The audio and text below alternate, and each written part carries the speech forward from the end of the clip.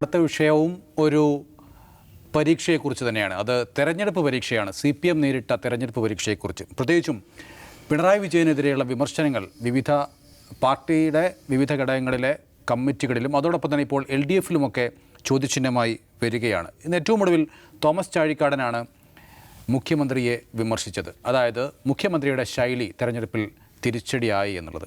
കഴിഞ്ഞ തെരഞ്ഞെടുപ്പ് തോൽവിയിലൊക്കെ ഇതുപോലെയുള്ള പല എന്തുകൊണ്ട് തോറ്റു എന്നുള്ള ചർച്ചയിലൊന്നും തന്നെ മുഖ്യമന്ത്രിക്കെതിരെ ഇത്രയും നിശിതമായ വിമർശനങ്ങൾ ഉണ്ടായതായി കണ്ടിട്ടില്ല. എന്തുകൊണ്ടാണ് ഇത്തവണ അങ്ങനെ വരാൻ കാരണം? നമ്മുടെ ഒരു പൊളിറ്റിക്കൽ മാഹോൽ, അങ്ങനെയാണ് ഹിന്ദി പറയാം അല്ലേ, പൊളിറ്റിക്കൽ മാഹോൽ മാറി എന്നുള്ളതാണ് അതിൻ്റെ ഒരു കാര്യം. അത് കേരളത്തിന് മാത്രമല്ല, രാജ്യത്ത് മൊത്തം മാറിയിട്ടുണ്ട്. ഇപ്പോൾ നരേന്ദ്രമോദിയെ വിമർശിക്കാൻ ആളുകൾ ധൈര്യപ്പെടുന്നൊരു രാഷ്ട്രീയ കാലാവസ്ഥ രാജ്യത്ത് രൂപപ്പെട്ടിട്ടുണ്ട്. കഴിഞ്ഞ 10 വർഷം അതുണ്ടായിരുന്നില്ല. മോദിയെ ആരെങ്കിലും വിമർശിക്കുമോ?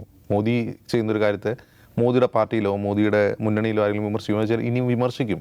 പാർലമെൻറ്റിൽ മോദിക്കെതിരെ ശബ്ദിച്ചാൽ, അവരെ മോദിക്കെതിരെ എന്നല്ല അദാനിക്കെതിരെ പോലും സംശയിച്ചാൽ അവരുടെ അംഗത്വം റദ്ദാക്കുകയും പാർലമെൻറ്റിൽ നിന്ന് പുറത്താക്കുകയും ചെയ്യുന്ന കാലം കഴിഞ്ഞു.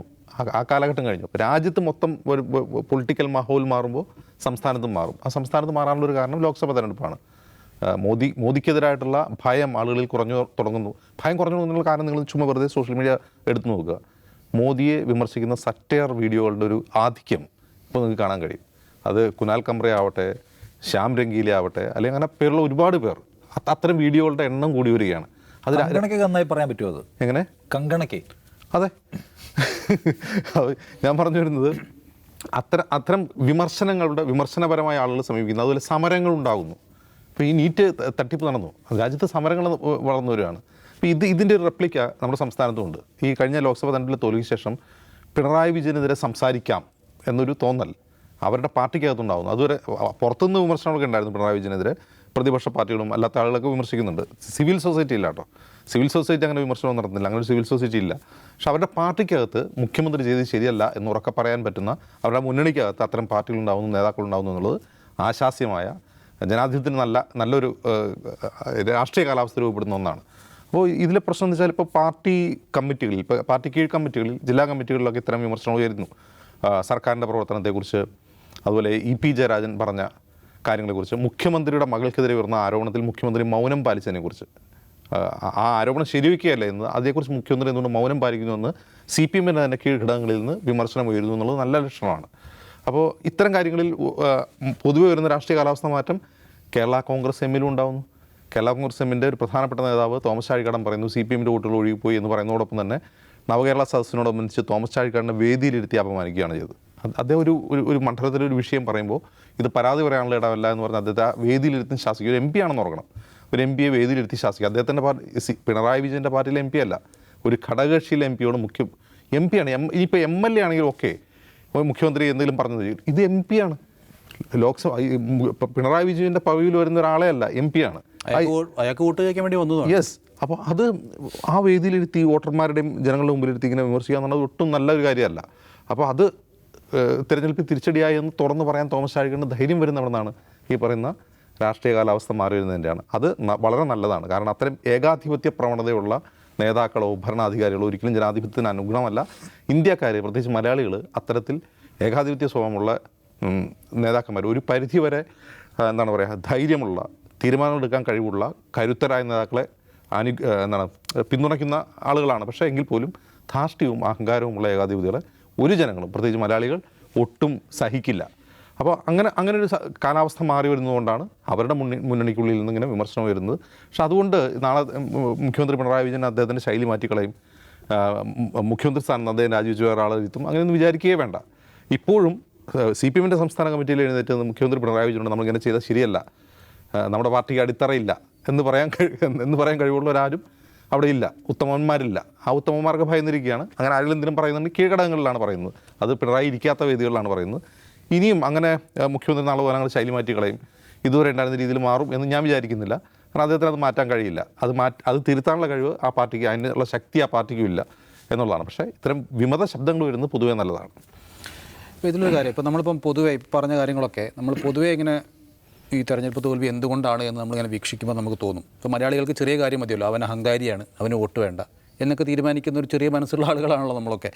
അപ്പം അത്തരം ഈ തൊലിപ്പുറത്തുള്ള ചികിത്സയിലേക്ക് മാത്രം ഇത് ഒതുങ്ങിപ്പോകാനുള്ള കാരണമായി ഇത് മാറി. ഡീപ്പായിട്ട് ഈ തെരഞ്ഞെടുപ്പ് തോൽവിക്ക് എന്താണ് കാരണമെന്നുള്ള ഡീപ്പായുള്ള ആലോചനകൾ കുറഞ്ഞു പോകാനുള്ള സാധ്യതയുണ്ട്? ഇല്ല, സത്യത്തിൽ നമ്മുടെ തെരഞ്ഞെടുപ്പ് തോൽവിക്കുള്ള കാരണം എന്താണെന്ന് CPIM-ൻ്റെ സംസ്ഥാന കമ്മിറ്റി അവരുടെ സീരിയസ് ആയ പ്രശ്നങ്ങൾ അവർ കാണുന്നുണ്ട്. അതായത് ക്രിസ്ത്യൻ കമ്മ്യൂണിറ്റിയിൽ നിന്നൊരു വിഭാഗം BJP-യോട് അനുഭാവം കാണിക്കുന്നു, ഈഴവ സമുദായത്തിൽ നിന്നൊരു വിഭാഗം ആളുകൾ BJP-യിലേക്ക് പോകുന്നു, ഒപ്പം മുസ്ലിം കമ്മ്യൂണിറ്റിയെ പ്രത്യേകമായി ഡ്രൈവ് ചെയ്യാൻ ജമാഅത്തെ ഇസ്ലാമി പോലുള്ള സംഘടനകൾ പ്രവർത്തിച്ചു. അതെല്ലാം നമ്മളെ അവരിൽ നിന്നെല്ലാം അകറ്റിയെന്ന് പാർട്ടി ശരിയാമണ്ണം കാണുകയും സംസ്ഥാന സെക്രട്ടേറിയറ്റ് ഇനി ഒരു മാർഗ്ഗരേഖ തയ്യാറാക്കി അതിന്മേൽ അടുത്ത പഞ്ചായത്ത് ഇലക്ഷന് മുന്നോടിയായി പ്രവർത്തിക്കാനൊക്കെ പോവുകയാണ്. മുഖ്യമന്ത്രിയുടെ ശൈലി ഒരു ഫാക്ടറായി പ്രവർത്തിച്ചിട്ടുണ്ട് എന്ന വിമർശനം സത്യത്തിൽ താഴെത്തട്ടിലുണ്ട്. താഴെത്തട്ടിലെ കമ്മിറ്റികളിലും നേരത്തെ അജിംസ് പറഞ്ഞ പോലെ, പിന്നെ CPI പോലെയുള്ള ഘടകകക്ഷികളുടെ ജില്ലാ കമ്മിറ്റികളിലും മാത്രമേ വരുന്നുള്ളൂ. അവരുടെ സംസ്ഥാന കൗൺസിലിലും സംസ്ഥാന കമ്മിറ്റിയിൽ സത്യത്തിൽ മുഖ്യമന്ത്രി പിണറായി വിജയനോട് നേരിട്ട് താങ്കളുടെ ശൈലി പ്രശ്നമാണ് അല്ലെങ്കിൽ താങ്കളുടെ ഭരണത്തിൻ്റെ സമീപനം പ്രശ്നമാണ് എന്നാരും പറഞ്ഞായിട്ട് നമ്മൾ കേട്ടിട്ടില്ല. അത്തരം ചോദ്യങ്ങളോട് പോലും ഏത് വിഷയവും പരിഗണിക്കാം, ആഭ്യന്തര വകുപ്പിനെ കുറിച്ചുള്ള ചോദ്യത്തിന് ഏത് വിഷയവും നമുക്ക് നോക്കാം എന്ന് മാത്രം പറഞ്ഞൊഴിയുകയാണ് സത്യത്തിൽ ആര് ചെയ്തത്? സംസ്ഥാന സെക്രട്ടറി ചെയ്തത്. അല്ല, പിണറായി വിജയൻ ഈ നമ്മുടെ കൂർലോസ് തിരുമേനിയെ വിമർശിക്കുന്നുണ്ടല്ലോ, ചില വിവരം കെട്ട ആളുകൾ ഈ പിതാക്കന്മാരിലും ഉണ്ടാകുമെന്ന്. ഒരർത്ഥത്തിൽ എന്തിനാണ് സത്യത്തിൽ കൂർലോസിനെ അങ്ങനെ വിമർശിക്കുന്നത്? അതിൻ്റെ കാര്യം ഉണ്ടായിരുന്നില്ല. കാരണം കാലം കാത്തുവച്ച നേതാവാണ് ഇദ്ദേഹം എന്ന വാക്ക് പ്രയോഗിച്ചത് ഈ റെഡ് ബിഷപ്പ് എന്ന പേരിൽ അറിയപ്പെടുന്ന കൂർലോസ് തിരുമേനിയാണ്. അപ്പോൾ അങ്ങനെ ഒരു ഇടതുപക്ഷത്തിൻ്റെ പ്രത്യയശാസ്ത്രത്തോടൊപ്പം ചേർന്ന് സഞ്ചരിക്കുന്ന ഒരാളെ എന്തിനാണ് വിമർശിക്കുന്നത് കടുത്ത ഭാഷയിൽ? അതിനൊരു സന്ദേശമാണ്. അതായത് എൻ്റെ പ്രശ്നം കൊണ്ടാണ് എന്ന് പറയാൻ ആരും വരണ്ട. അത് പുറത്താണ് സന്ദേശം കൊടുക്കുന്നതിൽ അകത്തും അദ്ദേഹം ആ മെസ്സേജ് കൊടുത്തു കഴിഞ്ഞിട്ടുണ്ട്. അതുകൊണ്ട് സംസ്ഥാന കമ്മിറ്റിയിലോ സെക്രട്ടേറിയറ്റിലോ പിണറായി വിജയൻ്റെ സമീപനം പ്രശ്നമാണെന്ന് പറയാൻ ആരെങ്കിലും വരും എന്നെനിക്ക് തോന്നുന്നില്ല. പിണറായി വിജയൻ അതിൻ്റെ ആ അർത്ഥത്തിൽ അദ്ദേഹത്തിൻ്റെ സമീപനം തിരുത്താനും പോകുന്നില്ല. ഒരു പക്ഷേ അദ്ദേഹത്തിൻ്റെ ഒരു കലുഷ്യഭാവം ചിലപ്പോൾ ഒന്ന് കുറച്ചൊന്ന് വിഡ്രോ ചെയ്തേക്കാം. അല്ലാതെ അദ്ദേഹത്തിൻ്റെ ഒരു എല്ലാം ഭരിക്കുക എന്ന സമീപനം മാറാനുള്ള സാധ്യത കാണുന്നില്ല. പിന്നെ ഇതിനകത്ത് വന്ന വിമർശനങ്ങൾ ഇപ്പോൾ ഒന്ന് ഈ ചാഴികാടൻ പറയുന്നത്, അല്ലെങ്കിൽ AK ബാലൻ്റെ കാര്യം, അല്ലെങ്കിൽ EP ജയരാജൻ്റെ കാര്യം. ഇപ്പോൾ AK ബാലൻ്റെ കാര്യം എടുക്കുക. AK ബാലൻ നമ്മൾ ഈ തെരഞ്ഞെടുപ്പിൽ ജയിച്ചിട്ടില്ലെങ്കിൽ നമുക്ക് വല്ല മരപ്പട്ടിയോ ഒക്കെ ചിഹ്നമായേക്കാമെന്ന് പറഞ്ഞത് തിരിച്ചടിയായി എന്നുള്ളതാണ്. അല്ല, അതിനേക്കാൾ കൂടുതൽ എനിക്ക് തോന്നുന്ന കാര്യം AK ബാലൻ ഉണ്ടാക്കിയ ഡാമേജ് മുഖ്യമന്ത്രിയുടെ മകൾ വീണ തൈക്കണ്ടിയെ ന്യായീകരിക്കാൻ നിരന്തരമായി മാധ്യമങ്ങൾക്ക് മുമ്പിൽ വന്നു എന്നുള്ളതാണ്. അപ്പോൾ ആളുകളുടെ ഒരു പ്രധാനപ്പെട്ട പ്രശ്നം ഇതാണ്. ഇപ്പോൾ കഴിഞ്ഞ ദിവസം ഞാൻ നമ്മുടെ സുഹൃത്തിനോട് സംസാരിക്കുകയാണ്. അപ്പോൾ അയാൾ പാർട്ടി ബ്രാഞ്ച് സെക്രട്ടറിയോട് സംസാരിക്കുമ്പോൾ പറയാണ്, പാർട്ടി മെമ്പറായ ഒരു ഓട്ടോ റിക്ഷ ഡ്രൈവറാണ്. അപ്പോൾ ഞാൻ ഒരു ദിവസം ഒരു 1000-1200 രൂപയൊക്കെ ഞാൻ എല്ലാ ദിവസവും ഓടുമായിരുന്നു. ഇപ്പോൾ ഈ ഹൈവേയുടെ പണി നടക്കുന്ന കാരണം ഓട്ടം ഭയങ്കര പ്രശ്നമാണ്. അപ്പോൾ 500 രൂപ 600 രൂപ ഒക്കെ ഓടിയാലായി. നമ്മൾ EMI അടയ്ക്കാനും അല്ലാതെയൊക്കെ വല്ലാതെ പ്രയാസപ്പെടുകയാണ്. അങ്ങനെ നമ്മൾ ബുദ്ധിമുട്ടുമ്പോഴാണ് മുഖ്യമന്ത്രിയുടെ മോള് വീട്ടിലിരുന്ന് 1.25 കോടി രൂപ ഉണ്ടാക്കി എന്നുള്ള വാർത്ത കേൾക്കുന്നത്. നമ്മളെങ്ങനെ സഹായിക്കും? എങ്ങനെ മനസ്സിലാവും? നമുക്കിത് പിടികിട്ടുന്നില്ല ഇതെങ്ങനെയാണ്. അപ്പോൾ ഈ പാർട്ടി കോമ്രേഡ്സിന് ഈ 1.25 കോടിയുടെ കാര്യം ഡൈജസ്റ്റ് ആയിട്ടില്ല. അവർ ഇപ്പോൾ എന്താ പറയുന്നത്, മാത്യു കുഴൽനാടനെ നിയമ പോരാട്ടത്തിൽ തോൽപ്പിച്ചു, അതുകൊണ്ട് ഞങ്ങൾ ജയിച്ചു എന്നൊക്കെ ഈ AK ബാലൻ പറയുമ്പോഴും 1.25 കോടി എന്തിന് കിട്ടി എന്നുള്ളത് കൺവിൻസ്ഡ് ആയിട്ടില്ല.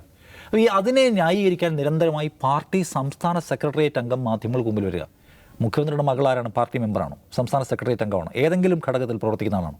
അവരവരുടെ സ്വന്തം നിലയ്ക്ക് ബിസിനസ് ചെയ്യുന്ന ആളാണ്. അവരെ സംരക്ഷിക്കേണ്ട കാര്യം എന്താണ്? അതായത് കോടിയേരിയുടെ മകൻ കേസിൽപ്പെട്ടപ്പോൾ അയാൾ പിന്നീട് ഇറങ്ങി പുറത്തു വന്ന് ഓർക്കണം. ആ കോടിയേരിയുടെ മകനെ സംരക്ഷിക്കാൻ പാർട്ടിയും പോയില്ല, കോടിയേരിയും പോയില്ല, മുഖ്യമന്ത്രിയുടെ മോളെ സംരക്ഷിക്കാൻ വരുന്നു. അപ്പോൾ AK ബാലന് വീണ തൈക്കണ്ടിക്ക് വേണ്ടി നിരന്തരം രംഗത്ത് വന്നതാണ് സത്യത്തിൽ വലിയ ഡാമേജ് ഉണ്ടാക്കാൻ കാരണം. ഈ പ്രകാശ് ജാവ്ദേക്കറുമായിട്ട് EP ജയരാജൻ കൂടിക്കാഴ്ച നടത്തിയത് നമുക്ക് തിരിച്ചടിയായി. ശരിയാവണ്ണം തിരിച്ചടി ഉണ്ടാക്കിയിട്ടുണ്ട്. കാരണം എന്താണ്? അതും ഈ മുഖ്യമന്ത്രിയുടെ മകളുമായി ബന്ധപ്പെട്ട സംഗതിയാണ്. കാരണം പ്രകാശ് ജാവ്ദേക്കറുമായി EP ജയരാജൻ സംസാരിച്ച് ധാരണ ഉണ്ടാക്കുന്ന ഒരു സീറ്റ് തരാം, എന്ത് ചെയ്യരുത്? വീണ തൈക്കണ്ടിയെ പിടിക്കരുത് എന്ന് പറയാനാണ്. ഈ വീണ തൈക്കണ്ടി ഇഷ്യൂ പരിഹരിക്കപ്പെടാതെയും സെറ്റിൽ ചെയ്യാതെയും കിടക്കുന്നതുകൊണ്ടാണ് അതുമായി ബന്ധപ്പെട്ട എല്ലാ ഗൂഢാലോചനാ സിദ്ധാന്തങ്ങളും ആളുകൾക്ക് വർക്കാവുന്നത്. ആ പ്രശ്നം അവിടെ കിടക്കുകയാണ്. പിന്നെ തോമസ് ചാഴികാടൻ്റെ കാര്യം. തോമസ് ചാഴികാടൻ അവിടെ വെച്ച് പറഞ്ഞു ഈ മണ്ഡലത്തിൽ ചില പ്രശ്നങ്ങളുണ്ടെന്ന്. പിണറായി വിജയൻ ചൂടായി. ഇത് പരാതി സ്വീകരിക്കാനുള്ള പരിപാടിയല്ല. ഈ പരിപാടി പിന്നെ എന്തിനുള്ളതാണ്? ആ പരിപാടി എന്തിനാണെന്ന് ചോദിച്ചാൽ പിണറായി വിജയൻ്റെയും CPM-ൻ്റെയും മറുപടി, നമ്മുടെ സർക്കാരിൻ്റെ പ്രവർത്തനങ്ങൾക്കുള്ള പ്രശ്നങ്ങൾ എന്താണ്, അതിന് കേന്ദ്ര സർക്കാർ എന്താണ് കാരണം, കേന്ദ്ര സർക്കാർ ബുദ്ധിമുട്ടിക്കുന്നത് കൊണ്ടാണ് നിങ്ങളുടെ ക്ഷേമ പെൻഷൻ തരാൻ പറ്റാത്തത്, സപ്ലൈകോയിൽ സാധനം ഇല്ലാത്തതെന്ന് ജനങ്ങളെ എഡ്യൂക്കേറ്റ് ചെയ്യാൻ നടത്തിയ യാത്രയാണിത്. ഇത് ഞാൻ പിണറായി വിജയനോട് സംസാരിക്കുമ്പോൾ നമ്മോട് പറഞ്ഞാണ്. അപ്പോൾ അതുകൊണ്ട് പരാതി സ്വീകരിക്കൽ പരിപാടിയല്ല. പിന്നെ മുഖ്യമന്ത്രിയും മന്ത്രിമാരെയൊക്കെ വരുമ്പോൾ കുറേ ആൾക്കാർ പരാതിയായിട്ട് BJP കൂടുതൽ വോട്ട് കിട്ടിയത്. എന്നിട്ട് പാർട്ടി സംസ്ഥാന കമ്മിറ്റിയുടെ വിലയിരുത്തൽ എന്താണ്? കേന്ദ്ര സർക്കാരാണ് നമ്മളെ ബുദ്ധിമുട്ടിക്കുന്നത് എന്ന കാര്യം ജനങ്ങളെ എഡ്യൂക്കേറ്റ് ചെയ്യുന്നതിൽ നമ്മൾ പരാജയപ്പെട്ടു. ജനങ്ങളുടെ തെറ്റിദ്ധാരണ തീർക്കുന്നുള്ളതാണ് ഏറ്റവും അവസാനം. അപ്പോൾ പിന്നെ എന്തിനാണ് ഇത്രയും പൈസ മുടക്കി, ഇത്രയും എക്സ്പെൻസീവ് ആയിട്ടുള്ള പൈസ മുടക്കി, ഇത്രയും വിവാദം ഉണ്ടാക്കി ഈ നാട് മുഴുവൻ ഈ KSRTC ബസ്സിൽ ഈ മന്ത്രിമാരുടെ യാത്ര എന്തിനാണ്? അന്നേ ആൾക്കാർ പറഞ്ഞു ഇതൊട്ടും റിസൾട്ട് ഉണ്ടാക്കാൻ പോകുന്ന കാര്യമല്ല. അപ്പോൾ അന്ന് ഈ പാവം പിടിച്ച MP പരാതി പറഞ്ഞപ്പോൾ അതിനുവേണ്ടി വന്നതല്ല, ഇത് ആൾക്കാരെ പഠിപ്പിക്കാൻ വന്നതാണ് പിണറായി വിജയൻ പറയുന്നത്. എന്നിട്ട് പഠിപ്പിക്കാൻ പറ്റുമോ? ഇല്ല.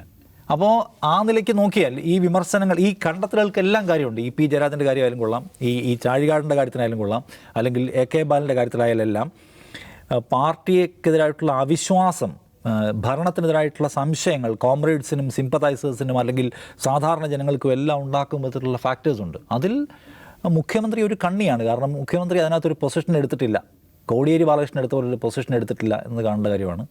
അതിനകത്തൊരു വ്യക്തത വരുത്താൻ CPM പറ്റിയിട്ടില്ല എന്ന പ്രശ്നമുണ്ട്. ഇതെല്ലാം കൂടെ കൂടിച്ചേർന്നാണ് CPM പരാജയത്തിൻ്റെ റീസൺ. നേരത്തെ അജിംസ് പറഞ്ഞ പോലെ കൂറിൽ ഹൗസിനോട് പറഞ്ഞത് പാർട്ടിക്കാർക്കൂടിയുള്ള മെസ്സേജുണ്ട്. പാർട്ടി സംസ്ഥാന കമ്മിറ്റിയിലെ സെക്രട്ടറി ആയിട്ടുള്ള പിണറായി വിജയൻ്റെ സമീപനം പ്രശ്നമാണ്, നിങ്ങൾ കയ്യിലിരിക്കുന്ന ആഭ്യന്തര വകുപ്പ് പ്രശ്നമാണ്, നിങ്ങളുടെ ആഭ്യന്തര വകുപ്പ് മര്യാദയ്ക്ക് പ്രവർത്തിക്കാത്തത് കൊണ്ടാണ് ഇവിടെ വെറുപ്പും വിദ്വേഷവും കൂത്താടിയത്. ആ വെറുപ്പും വിദ്വേഷവും CPM-നെതിരായിരുന്നു. അങ്ങനെ അവസാനം CPM-ൻ്റെ അടിസ്ഥാന വോട്ട് ബാങ്ക് ചോർന്നു പോകുന്നത് ഈ ഹെയ്റ്റ് പ്രചരിപ്പിച്ചിട്ടാണ്. നിങ്ങൾ മര്യാദയ്ക്ക് ഇതിൻ്റെ ഒരു കാവൽ ഭടനായി നിന്നിട്ടില്ല എന്ന് ചോദ്യം ചോദിക്കൂ. എനിക്കൊന്നുമില്ല ചോദിക്കുമെന്ന് ചോദിക്കാത്തടത്തോളം കാലം ഇത് പൂർണ്ണമായി അഡ്രസ്സ് ചെയ്യാനായിട്ട് അവർക്ക് പറ്റുകയില്ല. യെസ്.